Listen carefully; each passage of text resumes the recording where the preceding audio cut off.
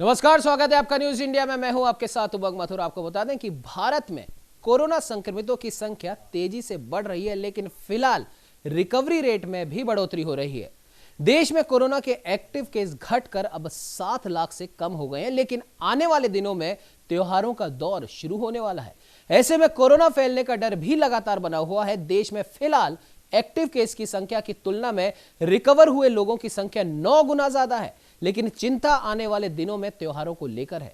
देश में त्योहार आते ही एक अलग ही रौनक देखने को मिलती है और ऐसा पहली बार है जब कोरोना के बीच सभी त्योहारों को मनाना होगा। लेकिन सवाल यह है कि आखिर कोरोना को लेकर सावधानी का ध्यान कैसे रखा जाएगा, क्योंकि खुद प्रधानमंत्री नरेंद्र मोदी कह चुके हैं कि भले ही लॉकडाउन हट गया है, लेकिन कोरोना खत्म नहीं हुआ है।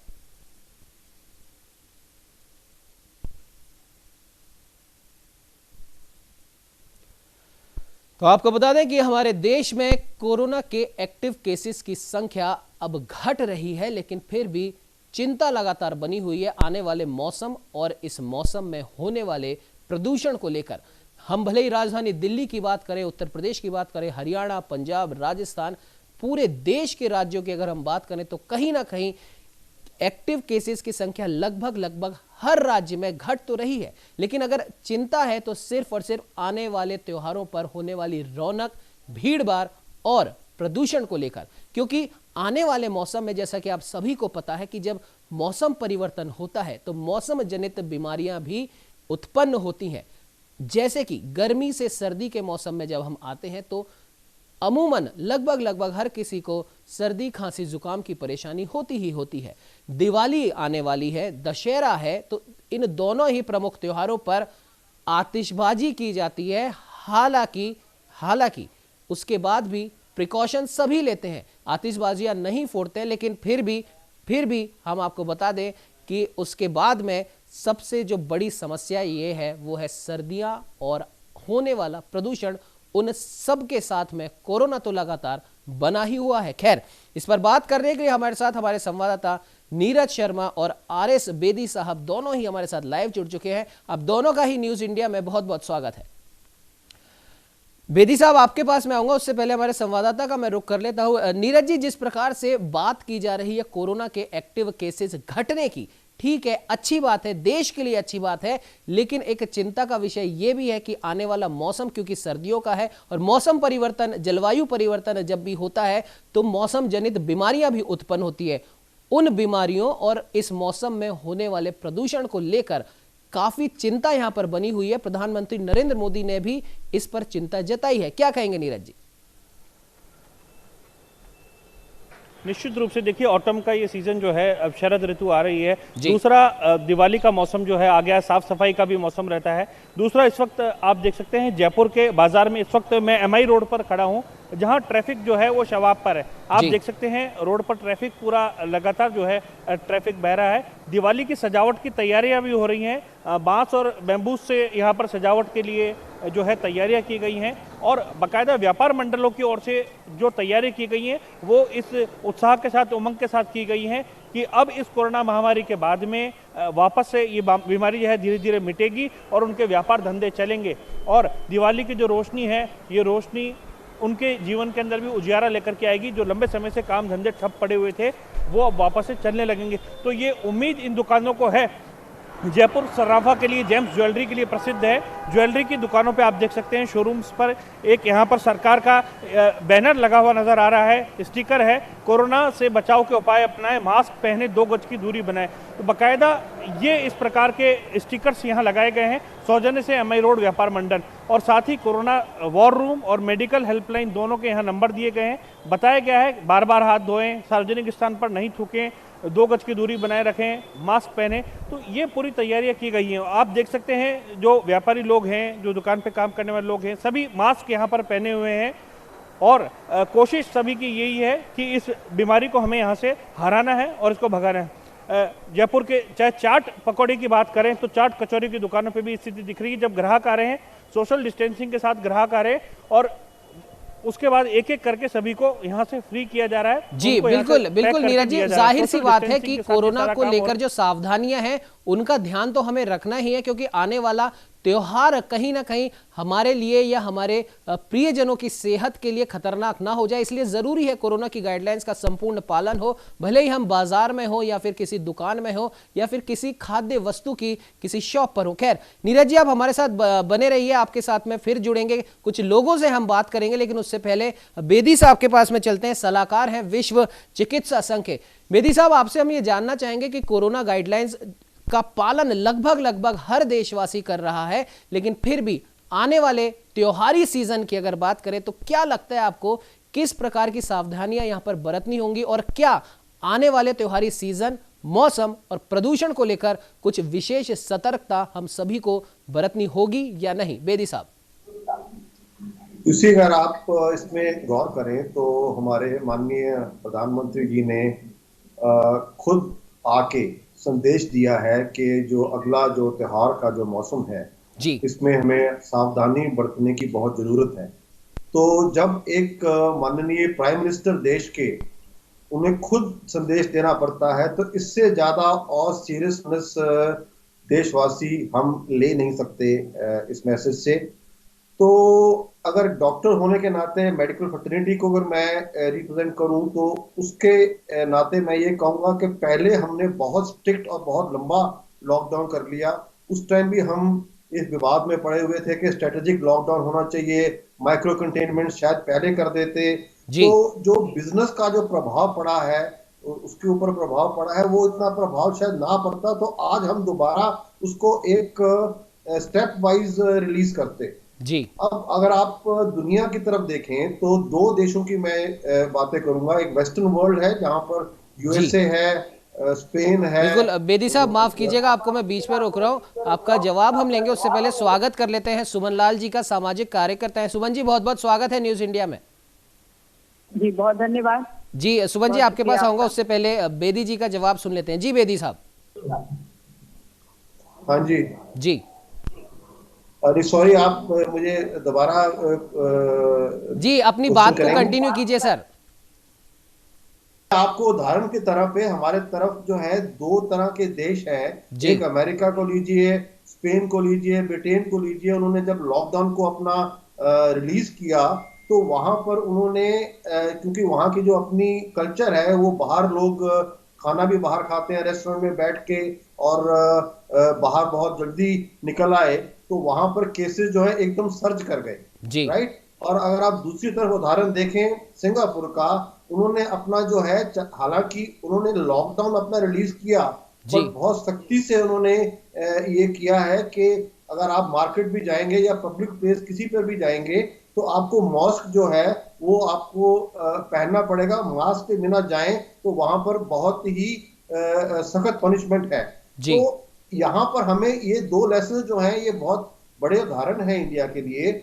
अगर हमने बाहर जाना भी है, सोशल डिस्टेंसिंग, मास्क और सैनिटाइजेशन, जी, ये तीनों चीजें जो हैं, हैंड वॉश है या जो आप जिस चीजों के ऊपर आप हाथ रखते हो, जो कुछ सरफेसेस हैं, तो आप बड़ी स्टडीज आ गई हैं कि 24 घंटे से लेके 72 घंटे तक भी ये जो कीटाणु हैं कोरोना के, ये जीवित रहते हैं सरफेस पे।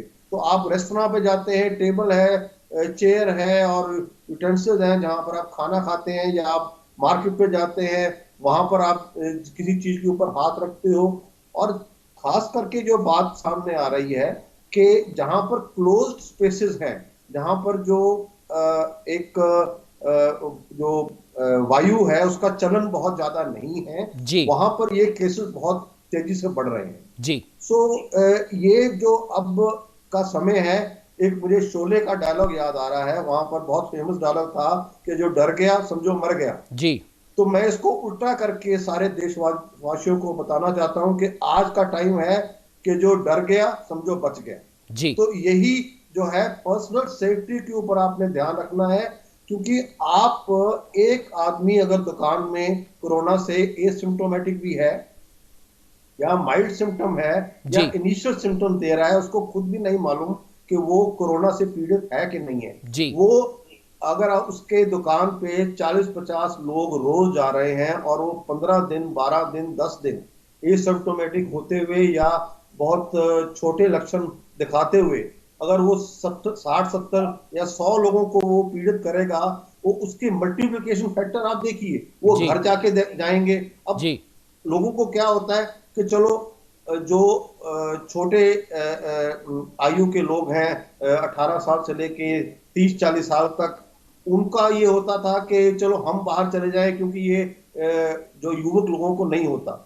मगर मैं वहां उनके लिए बहुत सावधानी की बात करना चाहता हूं कि वो घर आएंगे, वहां पर बच्चे भी हैं और बड़े बुजुर्ग भी हैं, तो उनको इन्फेक्ट कर देंगे। और ये भी अब देखने को आया है कि जहां जहां वायरस जो है जितना लंबा चला है, कि वो सिर्फ बड़े बुजुर्गों को ही इफेक्ट नहीं कर रहा, वो जो हर एज को इफेक्ट कर रहा है। तो सावधानी बरतनी और पर्सनल सेफ्टी जो है इस टाइम एब्सोल्युटली वो है। और मैं तो ये कहूंगा कि सरकार जो है उन्हें दोबारा वो जो इंस्ट्रक्शंस हैं अपनी, जो जैसे आपने ये बहुत टाइम पे अपना प्रोग्राम किया, जिसके द्वारा जब आपने जो सारे अपने दर्शकों को ये बताया है, ये चेतावनी दी है कि ये जो कोरोना के साथ सावधानी जो है वो हमें बरतनी है, स्पेशली जब हम घर से बाहर हो। बिल्कुल बिल्कुल बेदी साहब, आपने बिल्कुल सही कहा। और जाहिर सी बात है कि हमारे जो सरकार है वो भी यही बार बार दोहरा रही है। खुद प्रधानमंत्री नरेंद्र मोदी खुद ये कह रहे हैं कि ठीक है, कोरोना के एक्टिव केसेस कम हो रहे हैं, लेकिन ये हमारे लिए एक सुखद एहसास नहीं होना चाहिए, क्योंकि आने वाला मौसम त्योहार का है, मौसम परिवर्तन है, इसमें हो सकता है कि केसेस वापस से शूट आउट कर जाए। लेकिन सबसे बड़ी बात यह है कि हमें हमारी जो अभी तक जो हमने सावधानियां बरती हैं, भले वो मास्क का इस्तेमाल हो, सैनिटाइजर का इस्तेमाल हो या फिर 2 गज दूरी का इस्तेमाल हो, वो हमें नहीं भूलना है। और अगर हम इन चीजों को हम नहीं भूलेंगे तो ऐसा हम बहुत जल्दी हम देखेंगे कि कोरोना से हम धीरे धीरे हम मुक्त भी हो जाएंगे। सुमन जी, मैं आपके पास आना चाहूंगा। जिस प्रकार से अभी बेदी साहब ने भी कहा कि जो जरूरी सावधानियां हैं उनका ध्यान तो हमें रखना ही होगा। हमें यह मतलब नहीं होना चाहिए कि ठीक है एक्टिव केस कम हो गए और कम्युनिटी स्प्रेड हालांकि अभी है, लेकिन एक हर्ड इम्यूनिटी की भी बार बार बात होती है कि अगर हर्ड इम्यूनिटी विकसित हो जाए तो शायद कहीं ना कहीं किसी ना किसी को डरने की यहां पर जरूरत नहीं। अगर यही चीज हमारे मन में रहेगी तो हम ना सिर्फ खुद को खतरे में डालेंगे बल्कि हमारे समाज को भी हम खतरे में डाल सकते हैं। एक सामाजिक कार्यकर्ता हैं आप, सामाजिक सरोकार को देखते हुए, क्योंकि एक कह सकते हैं कि आर्थिक गतिविधि भी जरूरी है एक किसी राज्य को चलाने के लिए, किसी शहर की अर्थव्यवस्था के लिए, देश की अर्थव्यवस्था के लिए। तो इन सभी चीजों को ध्यान में रखते हुए समाज के लिए क्या संदेश आप देना चाहेंगे सुमन जी? देखिए, मैं तो अपने पूर्व वक्ता के उस बात से बात शुरू करती हूँ कि जो डर गया वो मर गया वाली बात बिल्कुल सही है। क्योंकि बात क्या है ना कि जितनी भयावहता आप अपने दिमाग में किसी भी चीज को लेके करते हैं तो ये साइकोसोमैटिक हो जाता है कि आपके दिमाग में है तो वो फिर शारीरिक रूप से आपके लक्षण परिलक्षित होने लगते हैं। अगर आप मेंटली बहुत स्ट्रांग है, आपने केयर भी रखा, आपने मेंटली स्ट्रांग अपने आप को रखा, चीजों को समझ बूझ करके आपने उन एहतियातों को बरता जिनकी बात हम कह रहे हैं कि मास्क लगा के रखना है या सोशल डिस्टेंसिंग की बात करनी है। लेकिन मैं एक बात यहाँ पे और जोड़ना चाहती हूँ कि ये हम नहीं भूलें कि जो इम्यूनिटी है शरीर की, क्योंकि हम लोगों ने देखा है, मैं एक एग्जाम्पल देना चाहती हूँ कि धारावी एक बहुत बड़ा पूरे देश में, शायद विश्व में, वो इतना बड़ा वो स्लम एरिया है। अगर ये सिर्फ इससे ही होता तो अभी धारावी खत्म हो चुका होता। ठीक है, तो इतना डरने के बजाय इस बात को समझने की जरूरत है कि अगर हमारे बॉडी का इम्यून सिस्टम बहुत बढ़िया है, बहुत तगड़ा है, तो हम किसी भी तरीके की स्वास्थ्य की विपरीत परिस्थितियों से लड़के हम निकल जाते हैं। तो अब है कि इम्यून सिस्टम कैसे तगड़ा करना है। तो छोटी सी बात मैं एहतियात के रूप में कहना चाहूंगी कि अभी आंवले का सीजन आ गया है। लोग आंवले का रस जरूर पिए, आंवले को कच्चा खाएं, आंवले का जूस दें, बच्चों को भी दें। और क्योंकि मैं सोशल एक्टिविस्ट के साथ साथ मैं नेचुरोपैथी डॉक्टर भी हूँ, तो इसलिए मैं इस बात को जोड़ना चाहती हूँ। और मेरा ये कहना है कि आप मास्क लगा के रखें, सोशल डिस्टेंसिंग करें, जरूर ये सारी चीजें करें, मगर अपने शरीर की इम्यूनिटी को आप जरूर ध्यान में रखें और स्टीन लें, बहुत नेचुरल चीजों पे जाएं।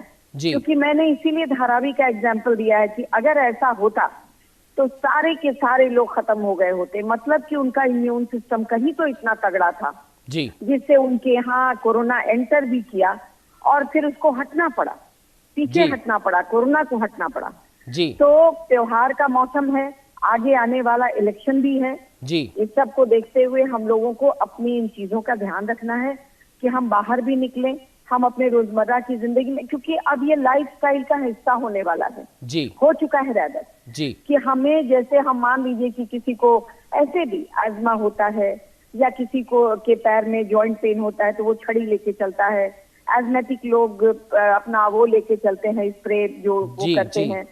तो इस तरीके की चीजों को जैसे हम ध्यान में रखते हैं कि शुगर वाले लोग चीनी कम खाते हैं, बाहर कितनी भी अच्छी पार्टी हो उनको नहीं खाना होता है, तो पर्व है, त्योहार है, इसके जश्न को हम अच्छी तरह इसको मनाएं अपने पूरे परिवार के साथ। तो थोड़ा एहतियात जरूरी है, लेकिन मैं फिर कहूंगी इसी बात को कि आप प्लीज हाथ धोने का, नाखून साफ रखने का, घर में गंदगी से परहेज रखने का, जूते चप्पल बाहर रखिए अपने घर का, घर के अंदर का अलग, बाहर का अलग जी, और हाथ की सफाई के लिए इतनी बातें हो चुकी हैं तो हाथ धोना बहुत जरूरी है जी। ये कोरोना की वजह से नहीं, ये पहले से भी था जी। तो मैं कोरोना का बहुत धन्यवाद करती हूँ मन से कि इसने बहुत सारी चीजें दी हैं हम लोगों को, एक पर्सनल केयर दे दिया है, फैमिली लाइफ दे दिया है, हमें अपने पर्सनल हाइजीन को इसमें बताने का ये किया है। जो नुकसान हुए हैं वो तो नुकसान है ही, लेकिन जो चीजें इससे हमें मिली हैं उसको अगर हम परमानेंटली अपने लाइफ में ऐड कर लेंगे तो ये बहुत अच्छा रिजल्ट देगा, बहुत दूरगामी परिणाम। जी बिल्कुल बिल्कुल सुमन जी, आपने बिल्कुल बिल्कुल सही कहा कि माफ कीजिएगा बीच में आपको मैं रोक रहा हूँ, जिस प्रकार से अभी आपने भी बताया कि कोरोना ने, ठीक है उससे नुकसान है, उससे जो सावधानियां हैं वो तो हमें लेनी ही लेनी है, लेकिन कोरोना ने एक अच्छी चीज ये करी है कि जो पुराने समय से हमारे बड़े बुजुर्ग भी कहते आते थे वही चीजें अब वापस से आ गई है। पर्सनल हाइजीन का ध्यान रखना, बाहर के कपड़े बाहर, अंदर के अलग, जूते चप्पल बाहर अंदर के अलग, और घर को पूरी तरह साफ सफाई के साथ रखना, खुद को भी साफ सफाई के साथ रखना, अपनी इम्यूनिटी पे काम करना और नेचुरल और ऑर्गेनिक प्रोडक्ट्स की ओर ज्यादा ध्यान देना। फिलहाल सुमन जी आप हमारे साथ बने रहिए, हमारे संवाददाता नीरज जी के पास में मैं वापस जाऊंगा।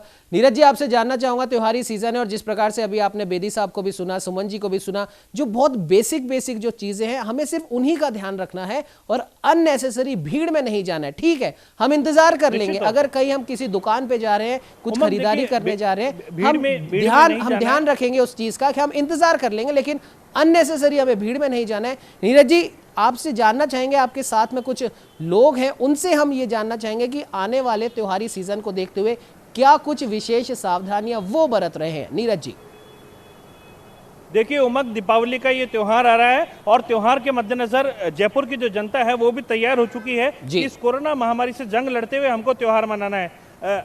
एक वरिष्ठ जयपुर के नागरिक हैं, बाबूजी क्या नाम है आपका? मोजीराम गुजर। इस कोरोना महामारी के दौर में सरकार भी अपील कर रही है सोशल डिस्टेंसिंग रखें, मास्क लगाएं।